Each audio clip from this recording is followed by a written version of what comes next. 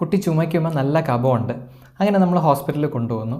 Doctor പരിശോധിച്ച് നോക്കിയിട്ട് പറയുന്നു കുട്ടിയുടെ ചെസ്റ്റ് വളരെ ക്ലിയറാണ്, ചെസ്റ്റിനകത്ത് കഫമൊന്നുമില്ല, നിങ്ങൾ ധൈര്യമായിട്ടിരിക്കുക, മെഡിസിൻ ഒന്നും കൊടുക്കേണ്ട. കീറിപ്പുണ്ട്. ചില സമയത്ത് കുഞ്ഞുങ്ങൾ ചെറുതായിട്ട് ചുമച്ച് കഫം തുപ്പുകയും ചെയ്യുന്നുണ്ട്. ഛർദ്ദിക്കുന്ന സമയത്ത് അതിനകത്ത് കഫം കാണുന്നുണ്ട്. പക്ഷേ ഡോക്ടർ നോക്കിയിട്ട് പറയുവാണ് ചെസ്റ്റ്. നമ്മുടെ റെസ്പിറേറ്ററി ട്രാക്റ്റിനെ പ്രധാനമായിട്ട് 2 ഭാഗങ്ങളായിട്ടാണ് തിരിക്കുന്നത്. അപ്പർ റെസ്പിറേറ്ററി ട്രാക്റ്റ് എന്നും ലോവർ റെസ്പിറേറ്ററി ട്രാക്റ്റ് എന്നുമാണ് അതിനെ പറയുന്നത്.